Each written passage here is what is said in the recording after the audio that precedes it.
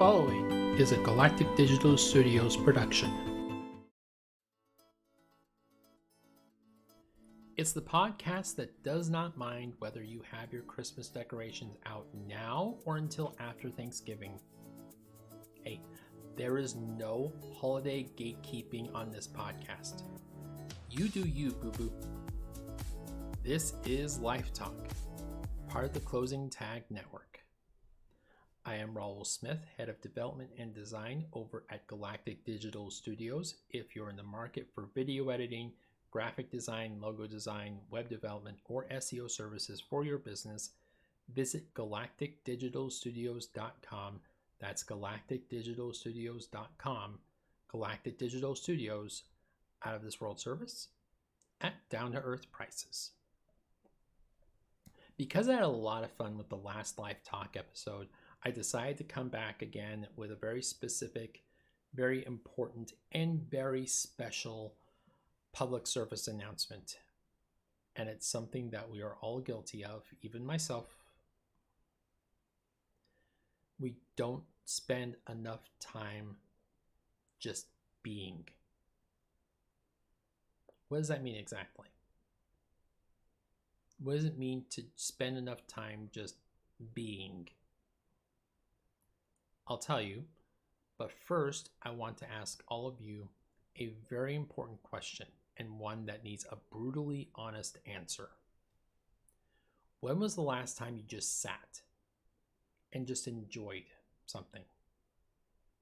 It could be anything. It could be a nice relaxing bath.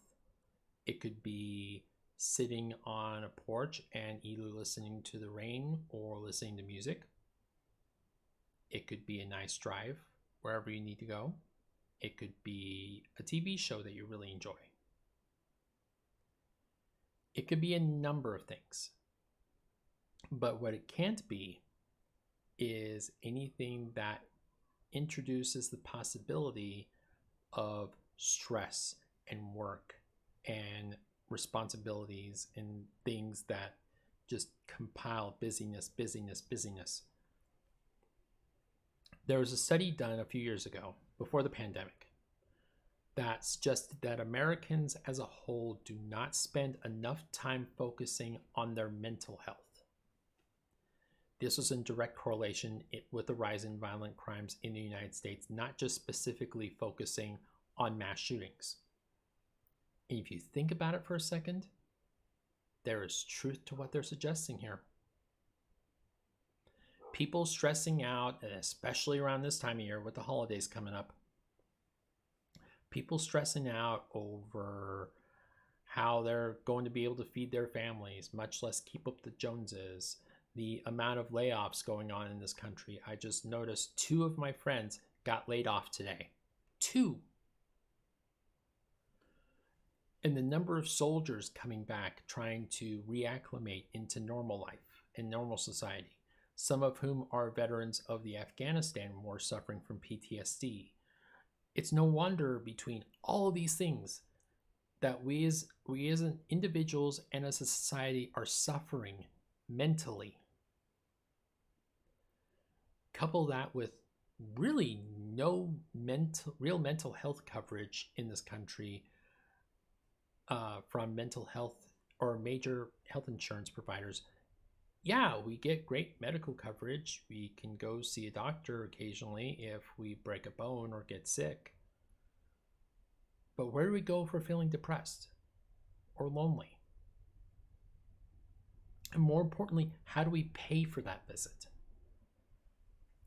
Now, there are steps being taken to where most insurance plans now come with an option for an HSA, or health savings account. This is actual money that you set aside per pay period that goes towards health-related expenses, and that can be really much of anything. It can be a package of Band-Aids at a CVS. It can be a walking cane at a nearby Walmart. It can be supplies for a CPAP or BiPAP machine. The problem is that not everyone has that option. And the ones that need that option the most for mental health also don't have that option. So what happens when you don't have that option? What do you do? Well, that's what I'm going to talk to you about today. Now, before I get started, I want to emphasize and preface this. Preface what I'm about to say with the following. I am not, I repeat, I am not a licensed medical professional. Everything that I'm about to say in the next few minutes is based solely on my own personal experience in life and does not guarantee that you will find success, either short-term or long-term.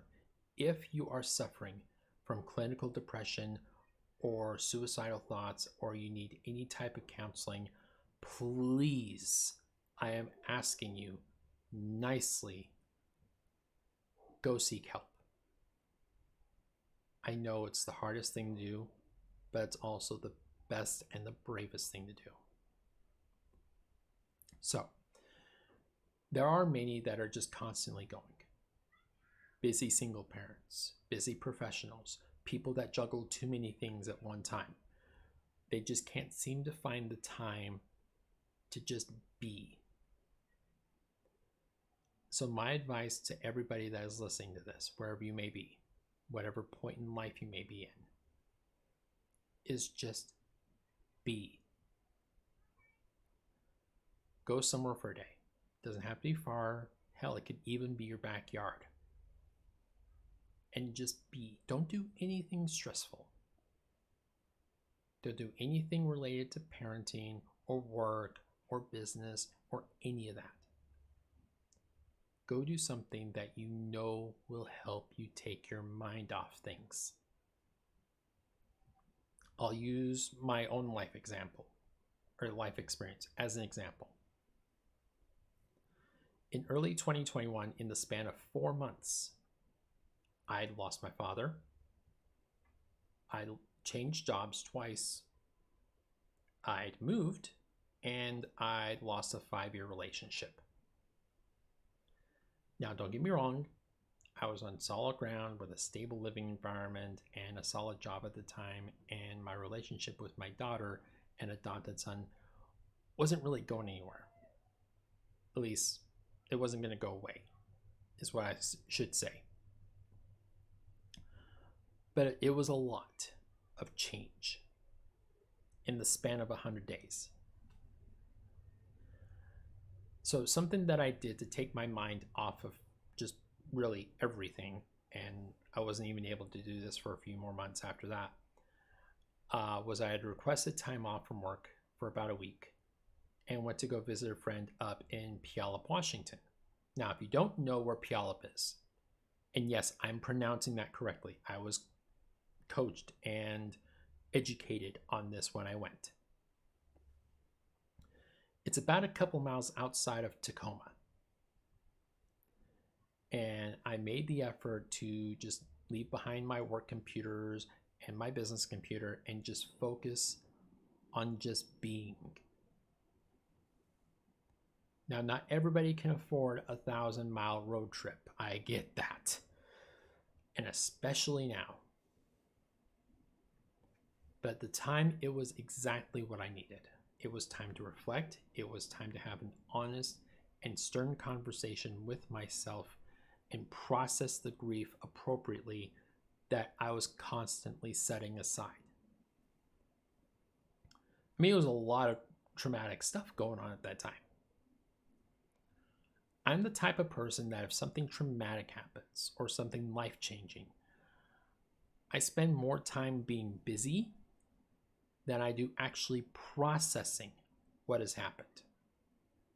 So for me, taking the time to make a mental health break was exactly what I needed, but it was also the hardest thing for me to do because it goes against everything that I've been brought up to do on how to handle all of these things in my life. First thing I did when my mother passed away was I was coordinating funeral arrangements with the mortuary and my sister and notifying the relatives. I was basically going to work almost right away. Shortly after that, I returned to my job for a short while. It wasn't until I was literally forced to take time off to process everything that I realized that that was exactly what I needed to do. First thing I do after every bad relationship breakup that I've ever had in my life is I would go back to work. Not because I didn't care or that I don't have feelings for that person, but because it was the only thing I knew how to do in those situations. It was the only way that I knew how to handle grief. Set it aside, I'll deal with it later. I've got stuff to do. Anytime that I've had any kind of traumatic or life-changing experience, I would find solace immediately in staying busy and constantly moving to take my mind off of that experience.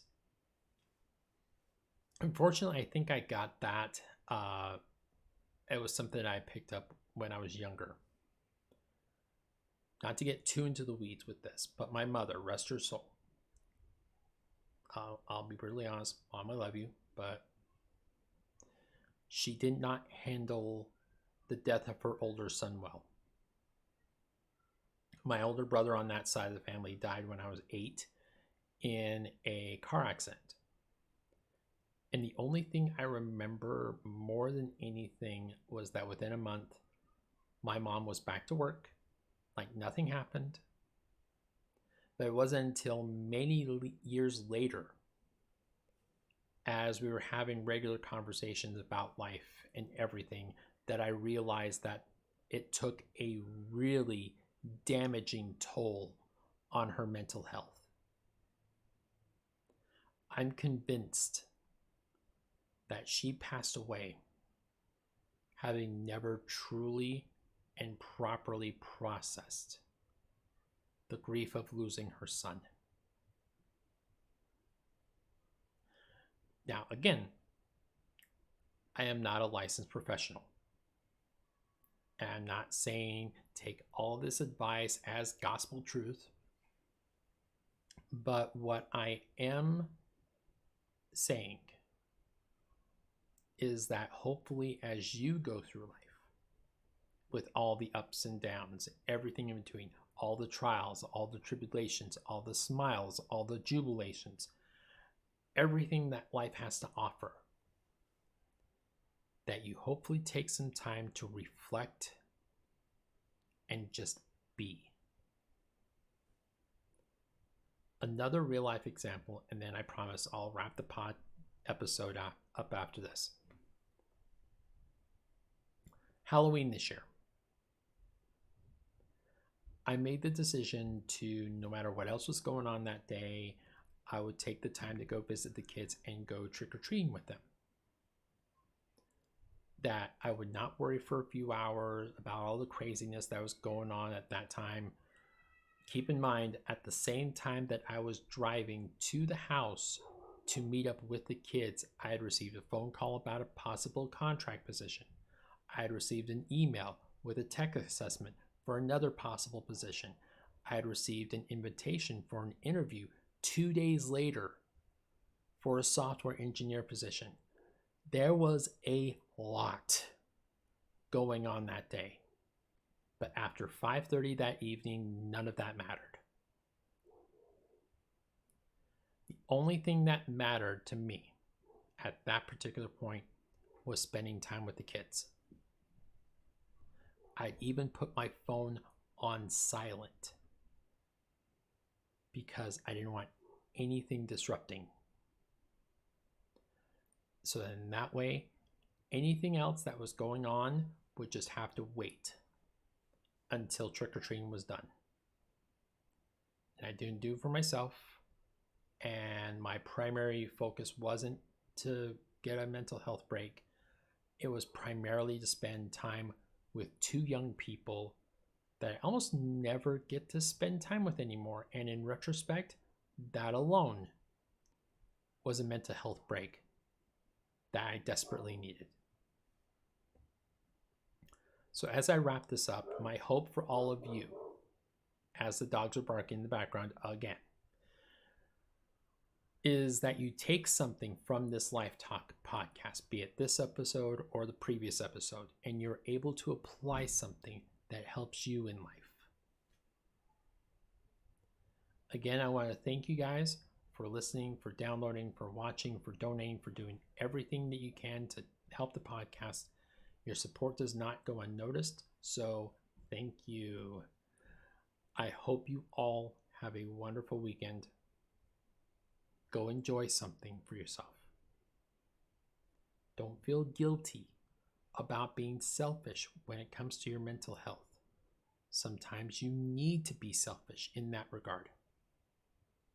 Let me know in the comments or by emailing me at Raul, R-A-U-L, at theclosingtag.com how this podcast is helping you overcome some struggles you're having with life. And kind of revisiting back to the previous episode, what I'll probably do is I'll take a screenshot of my vision board that I was talking about last time and kind of showing you what it is that is motivating me to be better day after day after day. So, as we wrap this up, take care and remember to include your closing tags.